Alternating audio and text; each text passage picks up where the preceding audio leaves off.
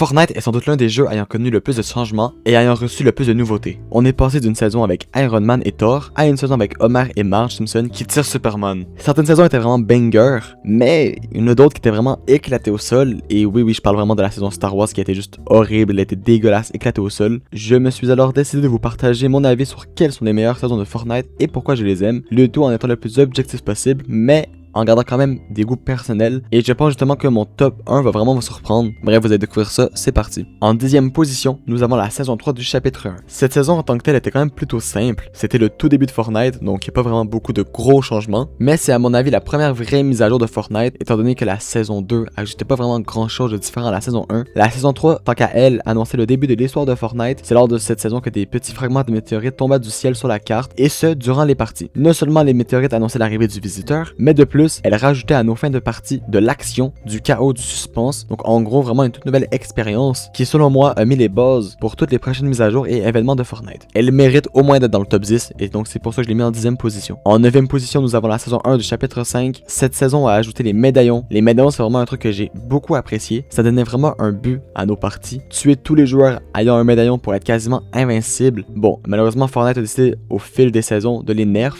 Les médaillons devenaient de moins en moins puissants, mais ça restait vraiment fort et ça a permis d'introduire cette nouvelle mécanique justement au jeu. De plus, il y a eu l'ajout des modificateurs d'armes qui était vraiment une super bonne idée. Pouvoir modifier son arme comme voulu, c'est juste incroyable. Je pouvais avoir un fusil d'assaut précis à longue distance comme un fusil d'assaut moins précis mais avec une plus grande cadence de tir, et il fallait juste que je modifie et je pouvais le changer à volonté quasiment. Le seul petit problème, c'est que les armes n'étaient pas hitscan. Donc le hitscan, c'est le fait que les armes touchent directement son adversaire lorsqu'on lui tire. Donc imaginez que là je tire, ça le touche directement, mais lorsque c'était pas hitscan, les balles prenaient du temps avant de toucher la cible.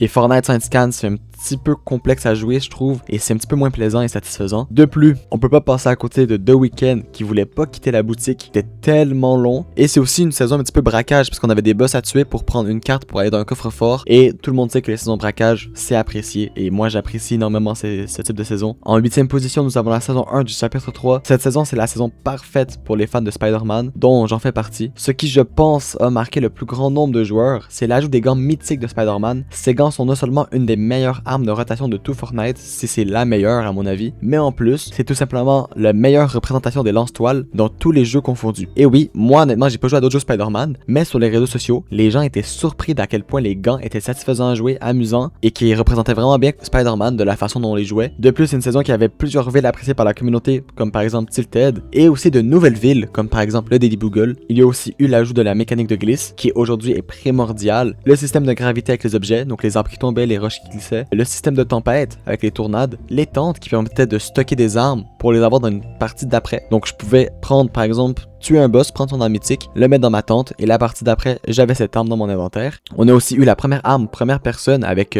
le fusil d'assaut de la fondation, et aussi, comment oublier les clombos. Qui n'aime pas les clombos? Ça rajoutait de la vie à la map, tout en rajoutant un moyen de rotation et un moyen de se stuffer. Donc en gros, c'était juste une saison incroyable avec des mécaniques, des systèmes, plein de trucs incroyables. En 7e position, nous avons deux saisons différentes, la saison 4 du chapitre 4 et la saison 2 du chapitre 2. Étant donné qu'elles sont sur le même thème, celui du cambriolage, je me suis dit que j'allais les mettre ensemble pour éviter la répétition, et de toute façon, elles auraient été juste à côté dans le classement. Donc comme j'ai dit, les deux saisons ont le même thème malgré quelques différences, le braquage. Grosso modo, le but est de braquer des genres de coffres-forts pour récupérer du stuff. Ce que j'aime de ce genre de saison, c'est qu'on a des armes uniques à l'intérieur de ces coffres-forts. Donc lors de la saison 4, chapitre 4, lorsque on récupérait une arme, on était le seul sur la carte à avoir cette arme, qui pour moi donne vraiment de l'intérêt à se battre pour l'obtenir. Et aussi, ça rajoute un côté amusant à la partie, car tu n'as pas toujours la même arme aux mêmes endroits. Et en plus, tu as une arme vraiment unique à toi. C'est vraiment un truc que j'aime, ça, quand une arme puissante est en une seule variante sur la map et c'est toi qui l'as en possession, c'est trop bien. Aussi, ce que j'aime beaucoup, moi, c'est de faire des pièges, et dans ces saisons, c'est les moments parfaits pour réaliser des pièces basiques. Par exemple, moi, je me souviens lors de cette saison, j'avais fait un piège où l'on mettait des C4 à l'entrée du coffre-fort, et lorsque les joueurs se rapprochaient et étaient à proximité, on les activait. Comme ça, on n'avait pas à se tuer le boss, on n'avait pas à aller trop se stuffer, on n'avait à rien faire, juste on attendait avec des petites C4, boum, et on avait l'arme mythique OG nostalgie dans le coffre-fort, c'était juste incroyable, c'était trop bien. Et même si les joueurs en ont un petit peu marre des saisons braquage, moi j'en redemande, c'est à chaque fois trop amusant. En 6ème position, nous avons la saison OG. Bon, je sais, pour beaucoup, elle doit être plus haute dans le classement, mais je pense que beaucoup l'ont aimée à cause de la nostalgie qu'elle offre. Parce que en tant que telle, la saison, elle était vraiment bien. Je dis pas, mais je dirais pas non plus que c'est la meilleure saison de toutes. Alors vous allez me demander pourquoi est-ce que je l'ai mis dans les 10 meilleurs? Parce que ben justement, ça reste quand même une bonne saison. La hype avait réuni tous les joueurs de la communauté et elle a permis à des joueurs comme moi qui n'avaient pas eu la chance de connaître le chapitre 1 originel de tester ces saisons et de pouvoir aussi comprendre pourquoi les joueurs les aimaient autant. Je me souviens, c'était lors de cette saison-là justement que j'ai fait ma toute première vidéo Fortnite et bon, c'était peut-être un petit peu aussi la nostalgie qui joue pour moi étant donné que c'était ma première vidéo Fortnite, mais c'était tellement plaisant à jouer, les mêmes villes, les mêmes armes et tout, donc c'était vraiment bien, mais ça reste que des saisons meilleures et donc c'est pour ça qu'elle est uniquement en 6ème position. En 5ème position, nous avons la saison Simpson. Cette saison était une mini-saison sur le thème des Simpsons justement et je suis un fan de cette famille depuis que je suis tout petit. Je me souviens avoir parlé avec un ami et lui avoir dit à quel point je voudrais juste une collab Simpson et ça serait la seule collab pour laquelle je serais prêt à mettre de l'argent dans le jeu, mais par chance ils ont décidé de faire un pause de combat, donc j'ai pas eu à rien dépenser. Lors de cette saison, il y avait un changement à chaque semaine, donc même si la saison ne durait que 4 semaines, étant donné que c'est une saison de collaboration, cela a permis à la saison de garder ses joueurs tout au long de celle-ci. Toute la carte est en mode cartoon, qui fut vraiment une première pour Fortnite. Ce que j'ai vraiment le plus aimé, c'est de pouvoir visiter des lieux cultes de la série, comme la maison des Simpsons ou l'usine nucléaire. Bien évidemment, cette saison, elle est 5ème parce que j'aime les Simpsons, mais ça reste une saison qui est quand même beaucoup aimée par la communauté, et étant donné qu'il y avait des armes quand même assez amusantes à jouer. Il y avait par exemple la scie de Scratchy, il y avait l'arme de Mo, genre le genre de canon avec plein de balles, plein de fusils différents. Donc c'était vraiment une saison juste amusante où on s'amusait. Donc elle mérite largement cette position. En 4ème position, nous avons la saison Remix. Donc oui, à mon humble avis, la saison Remix est meilleure que la saison OG. Et voici pourquoi. C'était une saison hilarante. Tout était amusant. C'est lors de cette saison que j'ai tourné l'une de mes vidéos préférées, celle dans laquelle j'ai fait 10 trolls dans la saison Remix. C'est 5 ou 10? On veut essayer de checker ça. Ah, c'est 5. On reprend. C'est lors de cette saison que j'ai fait ma vidéo préférée, celle dans laquelle j'ai fait 5 trolls dans la saison Remix. Et honnêtement, c'était tellement amusant. Le fait qu'il y avait un bug avec les voitures qui nous permettaient de s'envoler, c'était hilarant. Ok, oui, le thème de la saison, c'était le braquage, encore une fois. Ouais, il y a vraiment beaucoup de saisons de braquage sur Fortnite, mais c'est surtout une saison sur le thème des rappeurs. Donc sur la carte, on avait Ice Spice, Eminem, Snoop Dogg et Juice WRLD. Donc c'est quand même des rappeurs plutôt appréciés par la communauté. Mais en plus, ça faisait un ajout spécial à la saison, étant donné que c'était pas juste une saison OG où on revivait la même saison. C'était une saison, ben justement, ça se dans Street Remix. Et même, je pourrais débattre tellement longtemps pourquoi est-ce que c'est une bonne idée d'avoir fait ça. Mais je vous laisse voir aussi ma vidéo. Mais,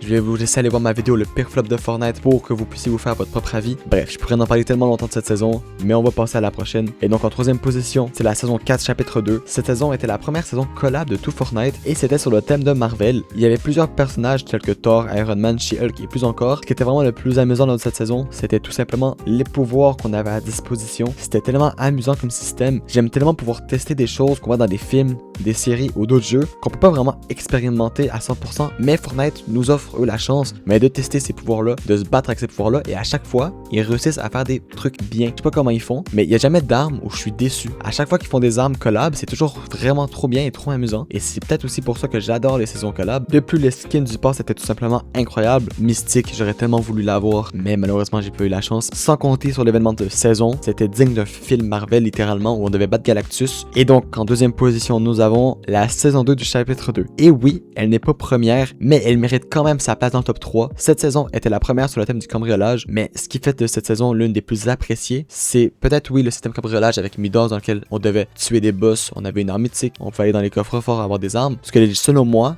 les gens ont le plus apprécié, c'est le côté un petit peu mystère que la saison avait. On ne savait pas qui était Midas, pourquoi il était là, qui voulait, c'était quoi son but. Et tout ça, on l'a découvert au fil de la saison et surtout à la fin de saison avec un événement qui a dévoilé d'énormes choses sur l'histoire de Fortnite ainsi que sur Midas. Donc on a eu le droit à un événement qui a, pour la première fois de l'histoire du jeu, repoussé la tempête et qui a transformé cette tempête en eau. Donc il y avait de l'eau partout. C'est insane, je trouve, d'avoir une tempête qui est de l'eau. Peut-être que je suis fou, mais je trouve ça tellement incroyable quand Fortnite change des trucs basés qui deviennent une nouveauté. Je sais pas, moi j'adore. Mis à part cela, on a eu le droit à des très bonnes armes comme le drum gun de Midas qui était surpuissante, l'arc de Tensina qui était très bien. Et aussi on a eu le droit à des villes qui sont maintenant rendues cultes comme l'agence, le yacht. Donc vraiment une saison appréciée par la communauté. Mais ce que j'ai le plus aimé lors de cette saison, c'est vraiment le système de rivalité, si on peut dire ça comme ça. Le fait de choisir un camp parmi les fantômes ou les ombres, c'est quelque chose que Fortnite est en train même de refaire en ce moment lors de cette saison, la saison 2 du chapitre 7. C'est qui prouve que cette mécanique a vraiment été aimée par la communauté. Bon, juste le fait de bloquer des styles de skins, c'est pas incroyable, mais en même temps, ça donne un côté d'appartenance d'appartenance à un clan, donc c'est quand même assez bien. Donc vraiment, c'est une bonne saison qui mérite d'être en deuxième position. Et en première position, ce qui je pense va énormément vous choquer et vous allez être tellement pas d'accord avec moi, mais moi, ma saison préférée de tout Fortnite, c'est la saison 3 du chapitre 5. Bon, ok, je pense sans doute que c'est une des saisons les plus controversées, à la fois aimée et détestée, mais moi, elle m'a énormément marqué. C'est une saison qui était vraiment différente de ce qu'on a connu. Et je pense que parfois, même si ça plaît pas à tout le monde, c'est bien d'avoir des choses complètement différentes parce que au bout d'un moment, sinon ça devient basique un jeu qui se renouvelle pas. C'est un jeu qui devient ennuyant au fil du temps. Et c'était aussi pour ça que Fortnite perd des joueurs au fil du temps. Il manque de nouveautés drastiques. Pour faire un petit résumé de la saison, lors de celle-ci, le but c'était pas de se battre nécessairement avec des armes, mais avec des voitures. Et oui, vraiment des voitures. Elles étaient si puissantes qu'avec une simple arme, on pouvait rien faire. Genre littéralement, il fallait obtenir les meilleures voitures pour gagner. Et justement, pour obtenir les meilleures voitures, comment on faisait? Et bien sur la carte, il y avait 3 boss. Il fallait tout simplement tuer un des 3 boss sur la carte. Donc non seulement il nous donnait une des 3 voitures super fortes, mais en plus, il nous donnait une arme mythique, plus un médaillon. Donc c'était un petit peu cheaté, je l'avoue. Mais c'était tellement amusant quand t'avais tout en main. Les médaillons et la voiture, t'étais invincible littéralement. Tu pouvais rouler sur toute la map. En vrai, même si c'était très très fort, on va pas se le cacher, c'était quand même assez simple de détruire la voiture et d'éliminer le joueur à l'intérieur. Il suffisait tout simplement de prendre une autre voiture. Donc c'est justement ça que je pense que fait controverse, c'est le fait que cette saison-là, les armes étaient pas vraiment utiles. Et Fortnite sans armes pour les joueurs pro, c'est pas très bien. Et c'est eux les premiers qui ont été chialés, bien évidemment. Et je peux comprendre, tu vois, quand tu es un joueur compétitif, que tu gagnes de l'argent grâce à Fortnite et que du jour au lendemain, tu peux plus gagner de l'argent parce que c'est une nouvelle méta, c'est un petit peu triste pour toi. Mais je pense qu'une saison de temps en temps, c'est pas non plus la fin du monde d'avoir un truc qui change. Et même qu'il faut profiter de ces changements parce que si les gens chialent trop, un jour on aura juste plus de changements et on va finir avec que des saisons OG. Et même si c'est bien, c'est pas non plus incroyable. Et aussi, le thème de la saison était tout simplement incroyable. Le thème c'était un petit peu post-apocalyptique, apocalypse si on veut. On avait un skin Fallout, donc ça vous met un petit peu dans l'ambiance. Donc en gros, il y avait un désert en mode guerre, en mode chacun pour sa peau. Et c'est un thème que j'adore énormément. Le seul truc que je trouve dommage, c'est que ce thème-là était pas au début de saison, ce qui fait qu'il y avait juste une partie de la map qui était en mode désert. Et j'aurais trop aimé une map complète, pas nécessairement désert, mais vraiment en mode genre apocalypse. Ça serait trop bien un jour que Fortnite font une map complète en mode apocalypse où genre vraiment tout le monde se bat, c'est vraiment la guerre, c'est le chaos et ça serait incroyable je pense. Donc bref, vous l'avez compris, c'est très clairement ma saison préférée, que ce soit pour le thème ou pour ses ajouts. Donc malgré tout, ce qui je pense marque le plus les joueurs, ce n'est pas nécessairement le mode OG ou les choses OG, mais les nouveautés, les changements. Sur la saison de Midas par exemple, il y a eu énormément de changements. On avait eu des nouvelles armes mythiques, des nouveaux coffres forts, un nouveau système. Lors de la saison Wreck, on a eu un nouveau système avec des voitures, avec de la nitro, plein de trucs. Lors de la saison Marvel, on a eu des pouvoirs, des choses complètement différentes. Et je pense que c'est ça que les joueurs aiment. Donc Fortnite, faites des tests, essayez de nouvelles choses, arrêtez de faire les mêmes saisons en boucle et en boucle et en boucle. Vous avez de quoi faire des saisons de fou furieux, alors lâchez-vous. Bon, la vidéo touche à sa fin, alors n'hésitez pas à dire votre commentaire si vous êtes d'accord avec moi sur mon classement et aussi à dire votre classement. Abonne-toi pour pas manquer mes prochaines vidéos. Aussi, clique sur une autre vidéo pour la regarder. Celle sur les 25 secrets, elle est vraiment bien.